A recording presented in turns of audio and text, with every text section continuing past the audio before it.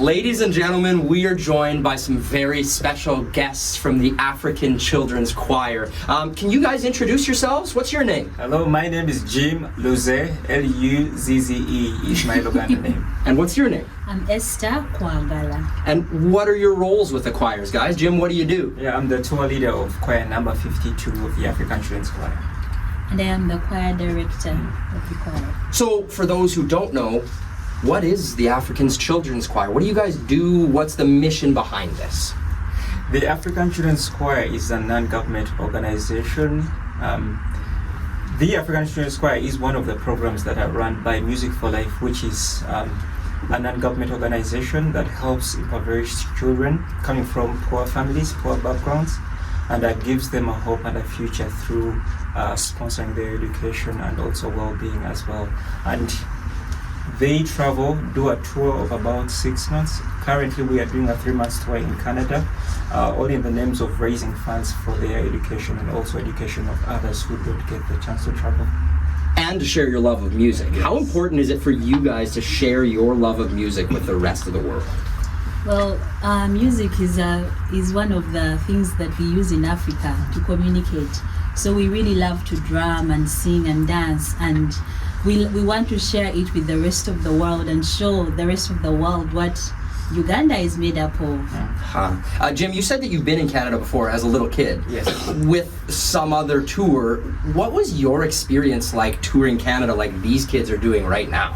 You know, as a little boy in the choir, coming from Africa, you know, poor background, poor community, there was very little development. But as I traveled to Canada, you know, my eyes were wide open, and I saw so much development, and I was able to meet so many people along the way, different stops, and that all that, you know, kind of development, the meeting of people kind of triggered my hope for a better future, and also to try take what I had seen in Canada back home in Africa and also help it develop back home in Uganda, help it develop and grow as well.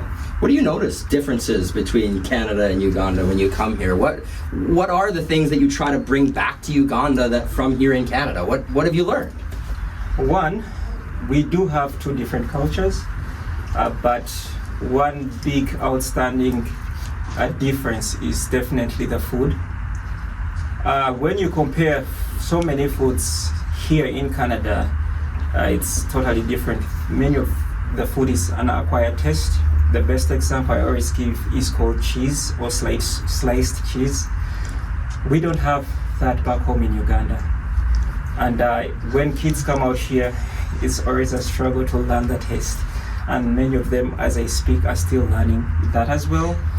Then do you guys like cheese? Have you tried? Yeah, sorry, Jim. Have any of you tried cheese? Yes. And what do you think? Give me a thumbs up or a thumbs down if you like it or you don't.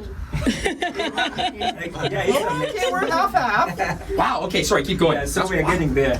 Then another thing to note is that we don't commonly keep pets back at home, but here in Canada, different people that host us in their homes, we find their pets. The children find their pets, and it's different, but we are definitely loving and appreciating the differences, and also taking it on to kind of have the experience for the children and also for the team as well. So you guys are going across Canada for 3 months. Yes. Where did you start this tour? Where are you finishing? And how many different cities are you visiting throughout this tour? Yeah. We started off in Surrey, that was in BC, and we flew to Vancouver airport, but we are making our way east to Ontario. That will be our last stop before we head home in May, around 27. I heard that you guys got to sing the national anthem at a hockey game. How was that? Good. What do you think of all that ice? Cold and slidey. And slippery, right? Yeah. So how much fun is it to travel across? Where do you stay? You said you stay at people's houses. Where do you guys stay as you're going across Canada? Do you sleep on the bus?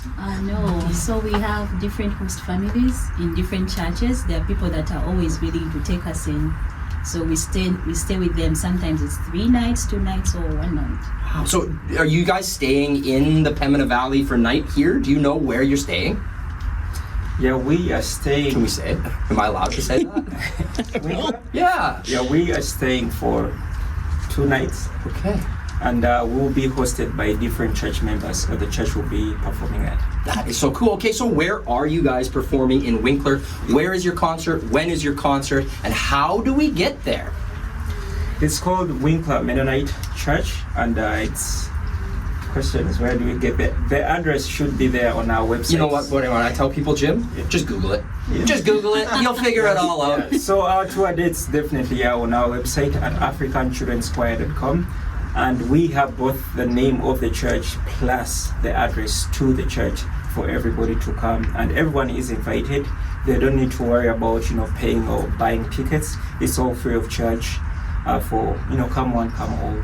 Thank you. Jim, if we feel passionate, can we make a donation at the event? Yes, definitely. During the show, most likely halfway, we do collect a love offering, and this is entirely optional for anybody that wants to go ahead and do that as well.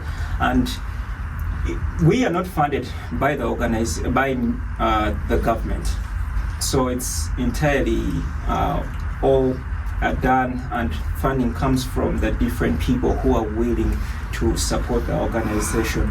We have our mission as helping Africa's most vulnerable children today so they are able to help Africa tomorrow, and that's what is ongoing. So any support through donations that comes in, be it online or for anybody that is coming for the concert, is going towards the support of the organization in different programs. I love that, Jim, but that's exactly what you're doing. Like, you were supported as a poor kid in Africa, and now you're supporting the poor kid. Like, I don't know, it has come full circle. Is that not cool? Is that as cool to you as it is to me?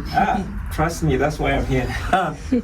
Once you see the impact that it has had in your life, I'm a living testimony. Esther is a living testimony, and a few others on the team like Joash and Daniel.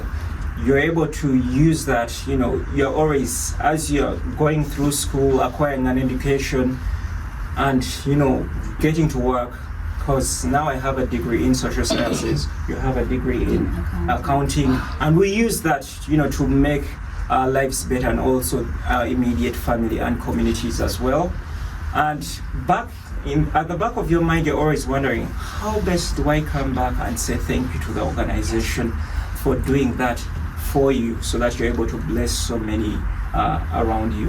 And there's no better way than coming back to chaperone and volunteer with the choir and being part of the transformation for the next generation. Sorry, I'm going to keep asking questions. I'm just so curious. Esther, you were a part of a children's choir that came to Canada. Did you do something like this as well? Yes, way back in 2006 and 7. That's not that long ago. At the age of 8, I was in the choir as well. What was that experience like for you? Like, thinking back, like, I'm sure you didn't think about it while you were here, but thinking back now, what was that experience like, coming to Canada and singing for people? It was eye-opening for me because it allowed me to dream big. When I was a child, I really didn't know what I wanted to do after, graduating. But after coming here and meeting so many people, talking to them, I realized that I wanted to do something in line with math. So when I went back home, I was sponsored through school up to when I graduated at university, and I have an accounting degree now. I need someone to do my taxes. Can you help? Sure thing. So the concert takes place April 25th in Winkler. Does it start at 7 o'clock? 7 Yes, p.m. 7. What's your favorite song that you guys sing, Esther? I would say Amazing Grace, Okay. because it's my song. Oh, Jim, what's your favorite one? I love Turn Your Eyes Upon Jesus, because the world is fading sometimes, and all you have is Jesus to get you through the tough times in life. And everybody has a tough time every now and then. So once you turn your eyes upon Him, He's able to rescue you and carry you through the storms and all that. So, Man, I love it. If you want to see these guys live in concert, check it out tomorrow night. We'll have all the details at PembinaValleyOnline.com, including a video of the kids singing some songs. Thank you so much for coming, you guys. Welcome.